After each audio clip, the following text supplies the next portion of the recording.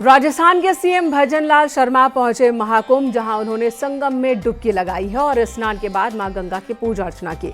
इस दौरान उनके साथ उनके बेटे अभिषेक शर्मा ने भी गंगा स्नान किया।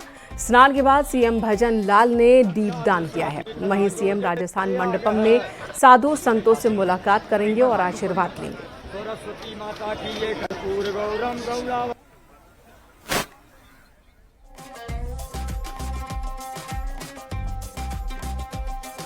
देखिए, हमारा प्रदेश विकसित बने, हमारा भारत विकसित बने, और मैं कहना चाहता हूं कि हमारा जो ध्येय है सर्वजन हिताय सर्वजन सुखाय सर्वे भवन्तु सुखिनः भवन्तु निरामया, उस आधार पर चलते हुए सभी सुख शांति से रहें और हमारी हर कोई चुनौती आए उसको माँ गंगा पूरा करे। और माँ गंगा का ये दृश्य आप देख रहे हैं, निश्चित रूप से सभी प्रदेशवासी और देशवासियों को सुख और समृद्धि में रहें और हमारा सनातन हमेशा इसी तरह से जो हमारी संस्कृति है उसके भाग बनते हुए, ये हमारा ऐसा संगम है, ये दुनिया में कहीं और नहीं मिलेगा। इधर नेपाल में रहने वाले बेदी यादव का परिवार पैदल यात्रा कर महाकुंभ पहुंचेगा, जिसके लिए उन्होंने अपनी पदयात्रा शुरू कर दी है। अब तक वो सिद्धार्थनगर पहुंच चुके हैं। नेपाली परिवार रास्ते में कई हिंदू तीर्थ स्थानों का दर्शन करते हुए बढ़ रहा है। सिद्धार्थनगर पहुंचने पर इस परिवार ने बताया कि इस पैदल यात्रा का उद्देश्य है सनातन संस्कृति का प्रचार करना। जो मकसद है संपूर्ण सनातन को संगठित करना, सब लोग मिल करके में एक सनातन धर्म का भी प्रचार प्रसार होगा और लोग अपने आस्था से जुड़े जा कर के जो है, और सनातन धर्म ही ऐसा प्राचीन धर्म है कि विश्व को जो है अच्छा संदेश देता है, अच्छा मैसेज जाता है। जैसे हिंदुस्तान से हुआ, नेपाल से हुआ, दो ही देश में अक्सर हिंदू का बसोबास ज़्यादा है और हिंदू जो है और हिंदू के प्रति जो आस्था है, बस इसी तरह से यहाँ से हमारा यात्रा जो है अयोध्या होगा, पैदल यात्रा। अयोध्या के बाद यहाँ से जो है प्रयागराज का यात्रा होगा। तो सभी लोग से, सभी सनातनियों से आग्रह है, सब लोग का आशीर्वाद चाहिए। उन्हीं लोग का आशीर्वाद लेकर के हम पैदल चल रहे हैं और प्रभु श्री राम का भी आशीर्वाद हम पर बनी रहे। संगम की रेती पर 13 जनवरी से शुरू हुए महाकुंभ मेले में लगातार श्रद्धालुओं के आने का सिलसिला जारी है। संगम के तट पर बनाए गए 12 किलोमीटर लंबे घाटों पर तिल रखने की भी जगह नहीं। स्नान घाटों पर हर जगह जनसैलाब है। श्रद्धालु गंगा, यमुना और अदृश्य सरस्वती की त्रिवेणी में डुबकी लगाने के साथ ही नौका विहार भी कर रहे हैं, यानी कि बोटिंग का भी लुत्फ उठाते नजर आ रहे हैं।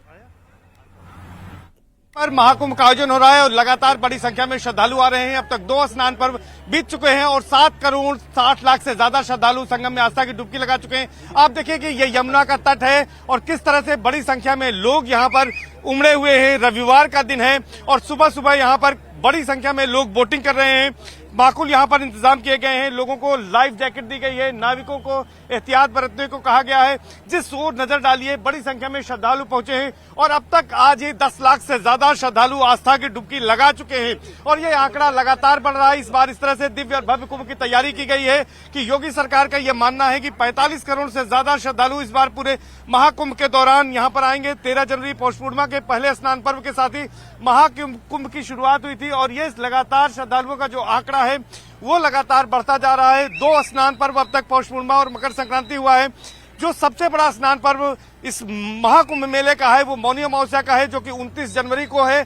उसी स्नान पर्व को लेकर अब तैयारियां की जा रही हैं। मकर संक्रांति को प्रशासन ने भी एक रिहर्सल के रूप में लिया था और यहाँ पर बड़ी संख्या में जो श्रद्धालु पहुंच रहे हैं उनके लिए तमाम इंतजाम किए गए हैं। इस बार सुरक्षा के व्यापक इंतजाम किए गए हैं। जल में ही अगर बात करें तो जल में अंडर वाटर ड्रोन का इस्तेमाल किया जा रहा है, तमाम तरीके से यहाँ पर सुरक्षा उपकरण किए जा रहे हैं। जल पुलिस का यहाँ पर उपयोग किया जा रहा है। आप देखिए कि घाटों पर जो भीड़ है वो लगातार बढ़ रही है। खास तौर पर यहाँ पर जो आने वाले श्रद्धालु हैं वो बोटिंग करना चाहते हैं, उसके लिए नाविकों का किराया भी बढ़ाया गया और फिक्स कर दिया गया है।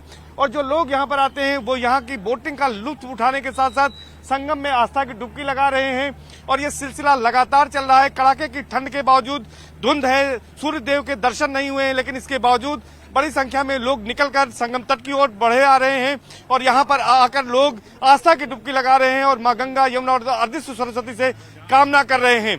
कन्वर्सन हरीश के साथ सर्वेश दुबे, न्यूज़ 18 प्रयागराज। ये तस्वीरें हम आपको दिखा रहे हैं बोटिंग करते हुए श्रद्धालुओं को भी आप देख रही हैं। यानी कि एक तरफ तो धार्मिक यात्रा और दूसरी तरफ प्रयागराज की इस वक्त की जो खूबसूरती है, जो आप नदी में उतरकर घाटों की तरफ निहारते हैं, जो खूबसूरती नजर आती है, उसे देखने के लिए भी बड़ी संख्या में लोग बोटिंग कर रहे हैं। डिमांड इतनी ज़्यादा बढ़ी कि बोट का किराया भी बढ़ाना पड़ा। बावजूद इसके लोगों की संख्या बहुत ज़्यादा है जो बोटिंग करना चाहते हैं और इस खूबसूरत नज़ारे को अपनी आंखों में कैद कर लेना चाहते हैं।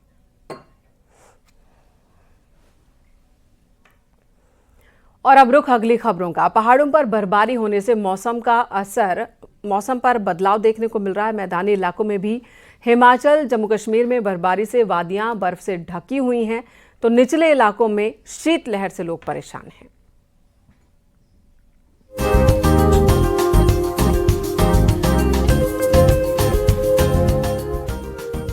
बर्फबारी से पहाड़ों में शीतलहर का मौसम चल रहा है। कड़ाके की ठंड पड़ रही है, वहीं मैदानों में भी पहाड़ों के मौसम का असर दिख रहा है। उत्तराखंड से लेकर हिमाचल प्रदेश और जम्मू कश्मीर के पहाड़ों पर बर्फबारी हुई है। मैदानों पर भी मौसम की मार पड़ने लगी है। कोहरा सड़कों पर परेशानी खड़ी कर रही है। पूंछ के ऊंचाई वाले क्षेत्रों में भी बर्फबारी हो रही है। पूंछ जिलों को कश्मीर से जोड़ने वाली ऐतिहासिक मुगल रोड का हाल देखिए, बर्फ की चादर चढ़ी हुई है। पीर गली तक बर्फबारी हो रही है। मुगल रोड पिछले 22 दिनों से यातायात के लिए बंद है। रास्तों से बर्फ हटाने का काम लगातार जारी है। ये जो ताज़ा बर्फबारी कल आफ्टरनून को हमारे डिस्ट्रिक्ट पुंछ में हुई, इसमें हमारी total number road 11 road affected हुई थी, हैविंग 35 किलोमीटर रोड लेंथ। तो हमारी मशीनरी जो हमने ऑलरेडी डिप्लॉय करके रखी थी, हमारा ऑपरेटर स्टाफ जो था ऑलरेडी कंट्रोल रूम में मौजूद था। तो जैसे स्नोफॉल हुआ तो तुरंत हमने अपने ऑपरेटर को और मशीनरी को एक्टिवेट किया। तो हमने फौरी तौर पर जो अपनी मशीनरी जो है रोड है, ये विद इन 3-4 आवर्स में हमने सारी डिस्ट्रिक्ट पुंछ की रोड क्लियर कर दी थी। वैष्णो देवी में भी बर्फ की बारिश गिर रही है। श्रद्धालुओं को दर्शन के साथ बर्फबारी देखने का मौका मिला है। बर्फबारी की वजह से लाहौल स्पीति में सफेद चादर से ढका हुआ है। प्रचंड ठंड के चलते लोग अपने घरों के भीतर दुबकने को मजबूर हैं। सिरमौर के ऊंचाई वाले इलाकों में बर्फबारी से जनजीवन प्रभावित है। वहीं बर्फबारी से किसानों और बागवानों ने राहत की सांस ली, जो सेब सहित कई फसलों के लिए बेहद जरूरी है। कड़ाके की ठंड और घने कोहरे के बीच दिल्ली एनसीआर भी घिरा हुआ है। दिल्ली में कोहरे की वजह से फ्लाइट और ट्रेन प्रभावित हो रही है। कई घंटे की देरी से ट्रेन चल रही है। कोहरे ने ट्रेनों की रफ्तार पर भी ब्रेक लगा दिया है, जिससे कानपुर समेत लगभग सभी शहरों में ट्रेन लेट चल रही है। Bureau report, news 18।